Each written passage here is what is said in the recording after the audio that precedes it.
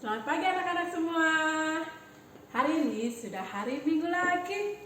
Iya betul Mbak Siti? Betul, Bu Ratna. Iya. Kalau hari Minggu biasanya kita mau ngapain ya Bu?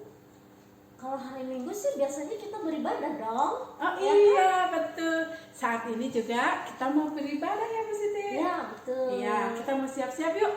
Anak-anak juga di rumah harus siap-siap ya mau ibadah. Kita persiapkan seperti kita mau ibadah di gereja. Betul Mbak Siti? Betul.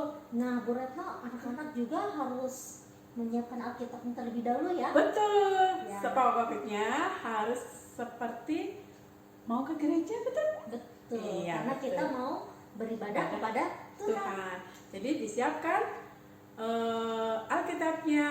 Kalau ada yang perlu agenda, siapkan agendanya juga ya untuk ditulis-tulis. Ya. Sekarang kita mau angkat satu pujian saat pagi hari.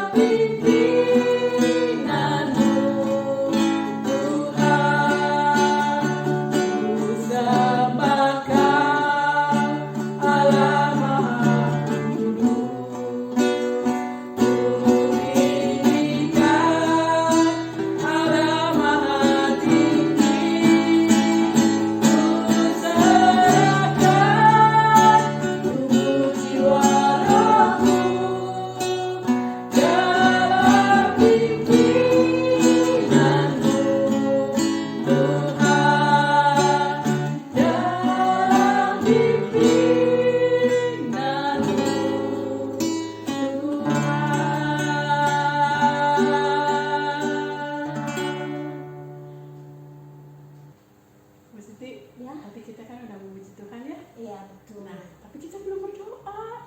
Oh, iya, kita harus berdoa dulu ya, Bu Ratna ya. Iya, betul. Sekarang kita mau berdoa dulu ya, Bu. Iya. Anak-anak, mari kita berdoa. Tuhan Allah Bapa kami yang ada di dalam kerajaan surga, terima kasih Tuhan, pagi hari ini Tuhan berkati kami dengan berkat yang baru. Tuhan, kami mau menyerahkan hati dan pikiran kami di dalam pimpinan-Mu ya Tuhan, saat kami mau beribadah. Walaupun kami beribadah secara online ya Tuhan, tapi kami yakin dan percaya Engkau yang akan bekerja di setiap kami ya Tuhan, Untuk anak-anak yang ada di rumah masing-masing, kiranya Tuhan berkati mereka ya Tuhan di dalam ibadah ini ya Tuhan, agar mereka dapat mengerti apa yang kami sampaikan melalui pujian ataupun firman Tuhan. Kami mau serahkan Tuhan ibadah kami di hari ini ke dalam pimpinan Tuhan. Di dalam nama Tuhan Yesus Kristus kami telah berdoa dan mengucap syukur. Amin. Nah, anak-anak, kita tadi sudah memuji Tuhan, sudah berdoa. Tapi lihat, sepertinya Bu Siti lagi sedih anak-anak. Iya Bu Retno, Bu Siti itu sebenarnya lagi gimana ya? Sekarang belajar masih online di rumah. Terus anak-anak juga masih banyak tugas Bu Retno. Jadi mereka tuh kadang kalau belajar juga kadang ya ada katanya nggak ngerti lah, inilah itulah, kadang suka manyun. Terus belum lagi mereka tuh kadang ngeluh Banyak ya. padahal ya temennya sih sama aja ya, mereka juga kan belajarnya juga kan online sih sebenarnya. Cuman yang bikin kesel tuh kadang kalau mereka tuh manyun, bilang bosen. Tapi mau gimana lagi, kan kita semua juga kan sama mengalami belajar di rumah, nggak bisa kemana-mana. Mereka tuh kayaknya keluar ketemu sama teman-temannya, tapi kan Ibadah di rumah. ya seperti itu Bu Retno. Sama ya anak-anak, semuanya seperti yang Bu Siti tadi ceritakan. Mama papa juga sama kan? Iya. Nah, tapi jangan takut Bu Siti. Ya. Ada sobat kita yang setia. Siapa yang Bu Retno? walaupun tidak hanya di saat kita senang, walaupun kita susah, ada yang setia menemani kita. Siapa? Pengen tahu? Ya. Mari kita memuji nama Tuhan. Tuhan Yesus setia. Oh, Tuhan Yesus. Iya, ya, gitu. ya. Ya, kita mau puji Tuhan. Tuhan Yesus setia. Ya.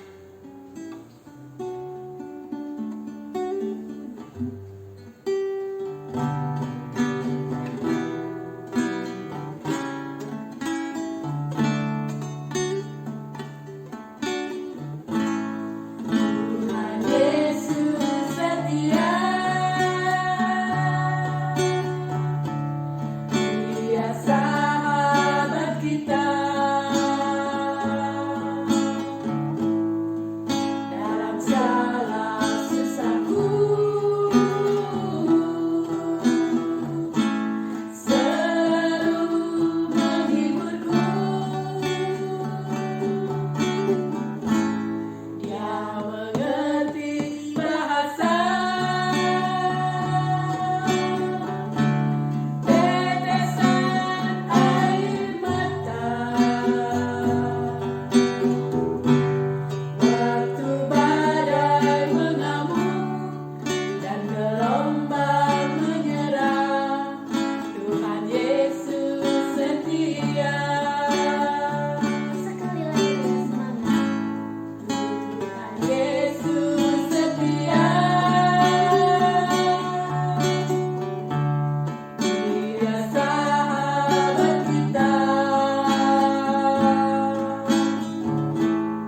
Dalam segala susahku, selalu menghiburku. Dia mengerti bahasa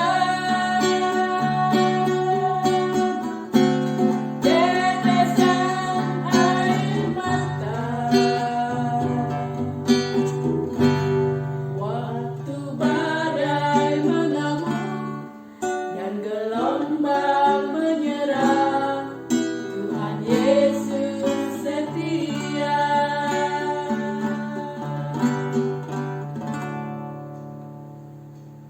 Nah, anak-anak, tadi kita tahu ya kalau Tuhan Yesus setia sama kita.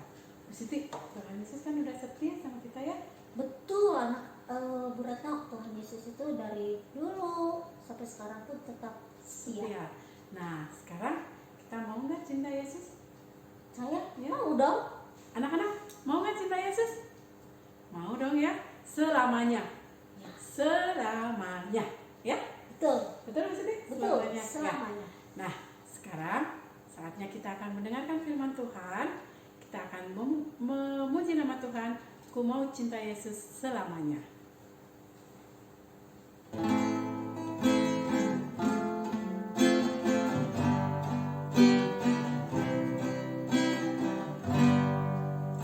Ku mau cinta Yesus selamanya. Ku mau cinta Yesus selamanya. Meskipun tak ada silih berganti dalam hidupku, ku tetap cinta Yesus selamanya.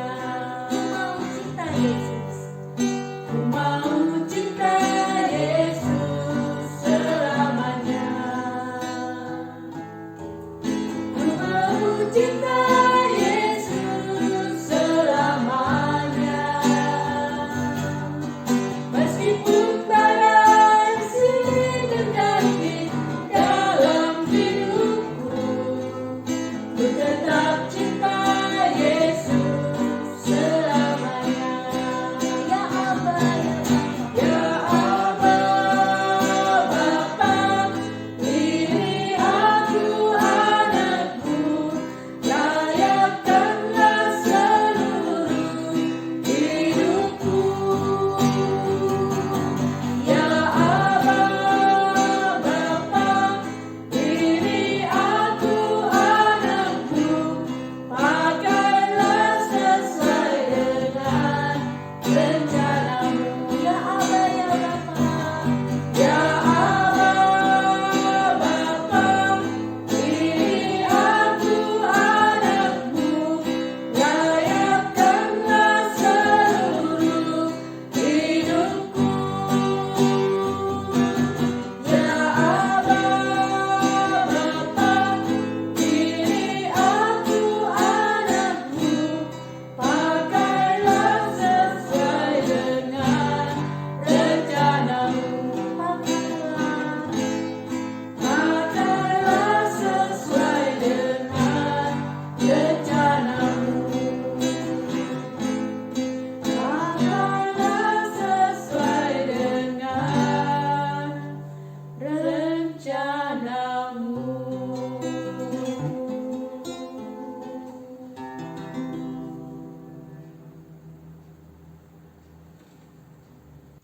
Baik anak-anak, sebelum kita mendengarkan firman Tuhan hari ini, mari kita berdoa. Ya, walaupun di rumah, tetap kalian berdoa ya. Karena kita akan berbicara kepada Tuhan. Mari kita berdoa. Tuhan Yesus, Allah Bapa kami yang bertahta dalam kerajaan surga yang kudus, Tuhan, kami mengucap syukur kami diperbolehkan untuk mendengarkan firman Tuhan lagi pada hari ini. Tuhan Yesus, tolong pimpin kami semua yang mendengarkan di rumah supaya bisa kami boleh mengerti dan juga memahami maksud dari firman Tuhan. Dan Tuhan juga tolong mau pimpin hamba-Mu ini yang menyampaikan firman supaya yang keluar ini adalah perantara dari perkataan Tuhan. Terima kasih Tuhan, tolong kami semua. Di dalam nama Tuhan Yesus kami sudah berdoa dan mengucap syukur. Amin. Oke, baik. Hari ini kita akan lanjutkan ceritanya tentang Yakub. Betul. Yakub di mana sekarang? Oke, kita akan buka dulu dari Alkitabnya sudah dibawa semua? Oke, yang belum bawa cepat ambil, yang sudah ada kita akan buka. Ya. Oke, kita akan buka dari Kejadian pasal yang ke-32. Ya, Kejadian pasal 32. Sudah semua ya? Dari ayat yang pertama sampai ayat yang ke-32. Oke? Nah, kita lihat judulnya dulu. Yakub takut bertemu dengan Esau. Ada apa dengan Yakub? Kenapa Yakub takut bertemu dengan Esau? Pak Antoni nggak bisa dengar jawaban kalian, tapi Pak Antoni yakin kalian di rumah bisa menjawab. Kenapa? Karena dulu Yakub dia mengakar mengakali Esau dengan apanya? Ya, betul, dengan hak kesulungannya yang ditukar dengan semangkuk kacang merah. Ya. Nah, dari situ Yakub melarikan diri dan sekarang, nah, judul cerita hari ini adalah Tuhan menyadarkan. Nah, Tuhan menyadarkan. Jadi dari judulnya sendiri, Yakub takut bertemu dengan Esau. Artinya Yakub sadar, Yakub tahu bahwa Yakub bersalah. Dia berbuat dosa dengan kakaknya. Ya, kepada kakaknya Esau dia sudah mengambil hak kesulungannya. Pernah nggak kejadian sama kalian? Ya bukan artinya kalian mengambil hak kesulungan, maksudnya kalian pernah nggak berbuat salah? Pasti. Ya, berbuat salah tuh ya banyak. Mungkin kondisi sekarang di rumah ya harusnya kalian mengerjakan tugas yang diberikan orang tua atau tugas dari sekolah, kalian bilang, kamu udah kerjain tugas belum? Sudah, padahal belum. Lagi pegang handphone, kamu lagi apa? Lagi belajar, padahal main game, buka IG, komen di Pinterest misalnya. Nah, ya itu artinya sama dengan berbohong, berarti berdosa, melakukan kesalahan. Atau kesalahan yang kalian lakukan kepada adik atau kakak, apakah mainannya, apakah barang-barangnya rusak sama kalian tapi kalian gak mau mengakuinya. Ya, itu artinya kan berarti berbuat kesalahan juga. Gimana perasaannya ketika misalnya mainan adik atau barang yang punya kakak rusak? Gimana perasaannya pas orang yang punya barangnya tahu, wah ini mah sama kamu ya. Nah, ketika kesalahan kita itu diketahui oleh orang yang punya barang, kita pasti punya perasaan menyesal dan punya perasaan bersalah. Nah, sebagai anak Tuhan, kita harus meminta maaf. Dan rasa bersalah itu adalah Tuhan yang menyadarkan. Ya, seperti yang tertulis di dalam Kejadian 32 ini. Kita akan lihat di ayat ke-6. Ya. Kejadian 32 ayat 6. Kemudian pulanglah para utusan itu kepada Yakub dan berkata, kami telah sampai kepada kakakmu, kepada Esau, dan dia pun sedang di jalan menemui engkau, diiringi oleh 400 orang. Nah, aku dulu bersalah sama kakakku, sekarang aku mau minta maaf. Tapi pas jalan ke sana, ternyata si utusan aku udah ketemu sama Esau, kakakku, dan dia bawa 400 orang. Kebayang kan? 400 orang. Mungkin kalau SD ya sekitar segitulah ya. Dari kelas 1 sampai kelas 6 mungkin sekitar segitu 400 orang. Makin takut dong Yakub. Pasti. Kenapa? Punya rasa salah. Aduh, 400. Dan pasti dia bawa orang itu yang terlatih. Bawa anak buahnya. Waduh. Kan kakakku Esau itu seorang pemburu. Pasti orangnya kuat-kuat semua. Yakub makin takut. Tapi Tuhan menyadarkan lagi Yakub. Dia dikasih akal seperti ini. Yang di ayat 7. Lalu sangat takutlah Yakub. Sangat takut, bukan takut, sangat. Artinya apa? Over. Berarti udah parno duluan ya. Nah. Lalu sangat takutlah Yakub dan merasa sesak hati. Aduh, minta maaf, salah, takut nanti aku dibunuh lagi. Gak minta maaf, aku punya rasa bersalah. Kita lanjutkan. Maka dibaginya lah orang-orang yang bersama-sama dengan dia. Kambing dombanya, lembu sapi, dan untanya menjadi 2 pasukan. Dia bagi 2 tuh orang-orang dia. Jadi dia untuk merajuk, ya bahasa Indonesianya merajuk, untuk membujuk kakaknya supaya mau memaafkan. Dia bawa apa? Banyak. Ayat 8. Sebab pikirnya jika Esau datang menyerang pasukan yang satu sehingga terpukul kalah, maka pasukan yang tinggal akan terluput. Jadi dibagi 2. Yang di depan bawa persembahan kambing domba yang jumlahnya itu banyak.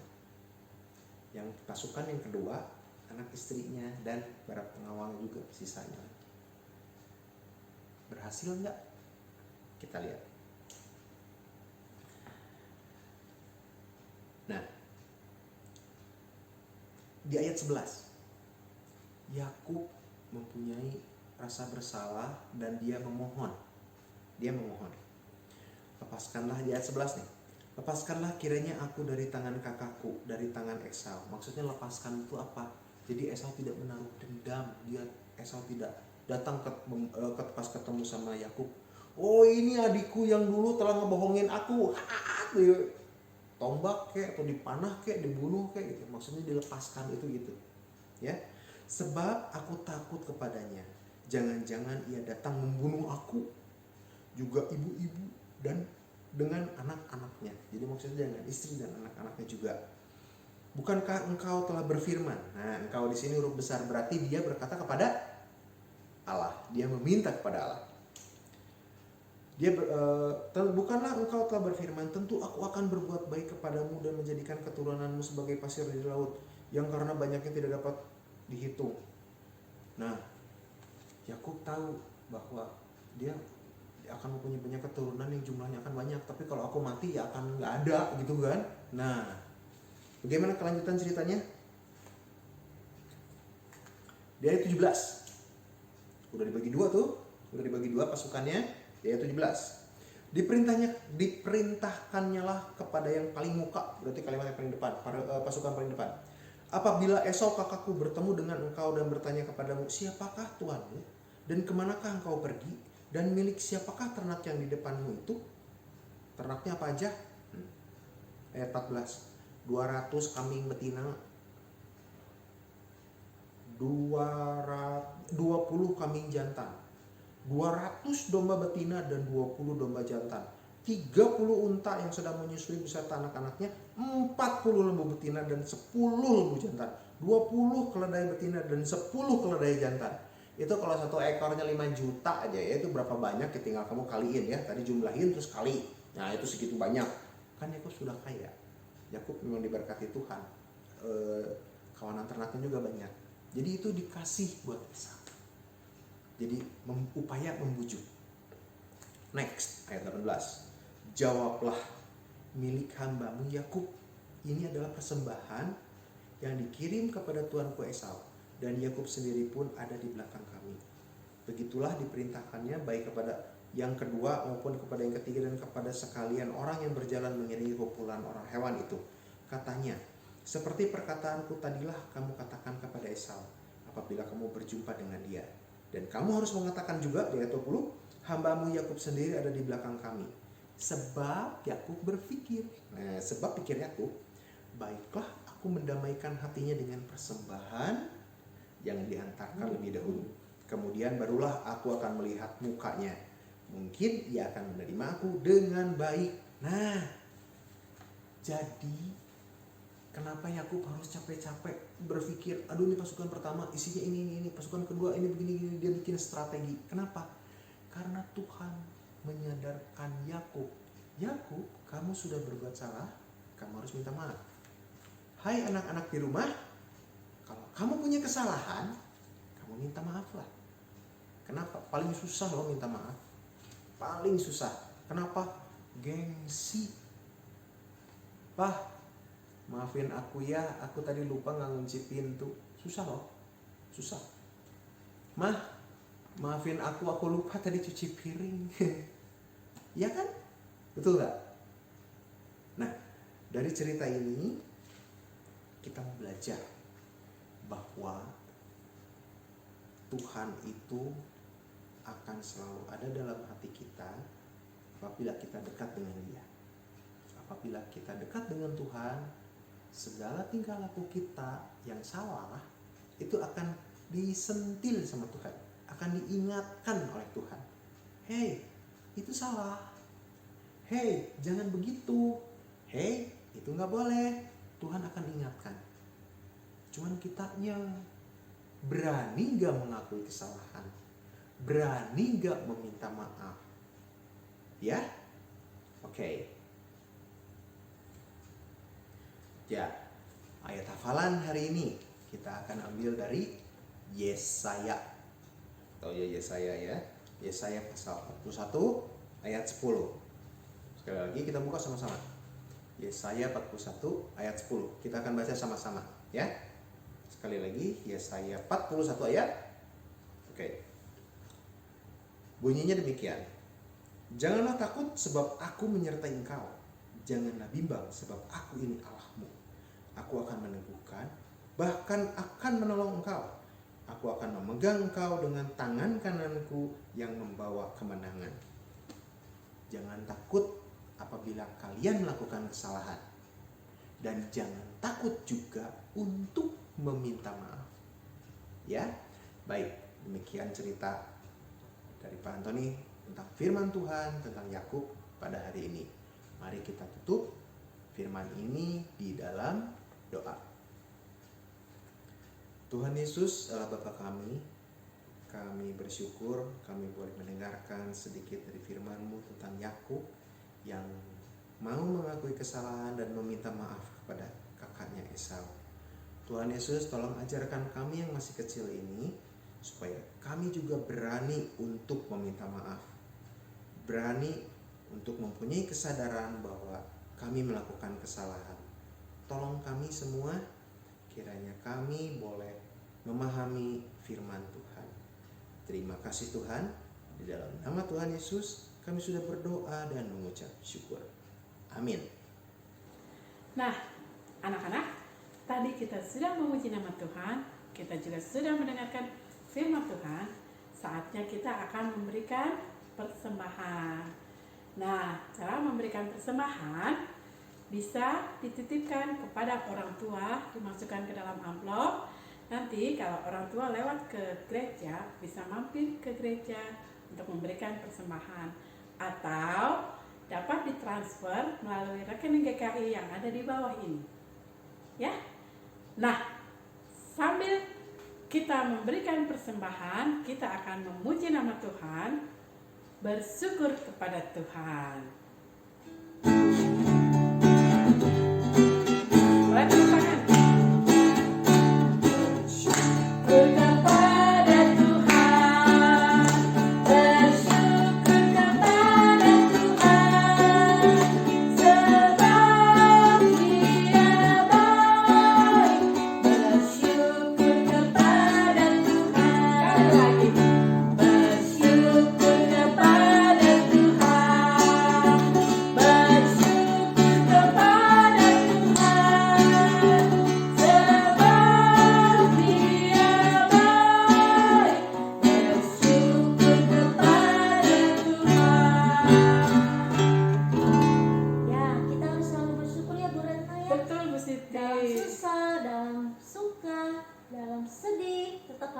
Bersyukur. Iya. Nah, sekarang saatnya kita akan berdoa persembahan. Sekalian akan menutup ibadah kita di hari ini. Ya, mari kita berdoa. Tuhan Yesus, Allah kami yang ada di dalam kerajaan surga, terima kasih kalau hari ini kami boleh beribadah kembali walaupun masih secara online. Tuhan, kami memberikan persembahan kami, kiranya Engkau terima ya Tuhan, persembahan kami ini akan menjadi dupa yang harum bagi-Mu ya Bapa. Tuhan Yesus, kami juga akan menyelesaikan ibadah ini. Biarlah apa yang sudah kami terima, kami bisa lakukan dalam kehidupan kami sehari-hari, karena kita tahu bahwa Tuhan Yesus setia, yang selalu setia menemani kita, baik di dalam kita senang ataupun susah. Kami yakin dan percaya itu ya Tuhan. Biarlah apapun yang kami lakukan di dalam kehidupan kami sehari-hari, Engkau selalu menyertai kami. Terima kasih Tuhan. Inilah doa dan permohonan kami. Kami mengarahkan doa ini ke dalam tangan kasih-Mu. Di dalam nama Tuhan Yesus Kristus kami telah berdoa dan mengucap syukur. Amin.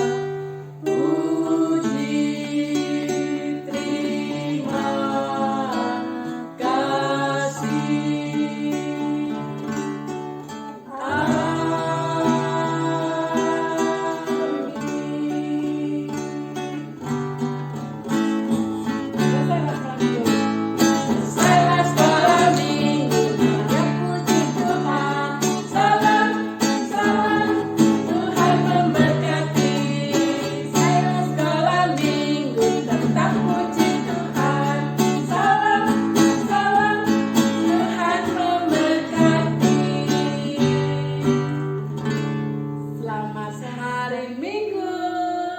Tuhan Yesus memberkati.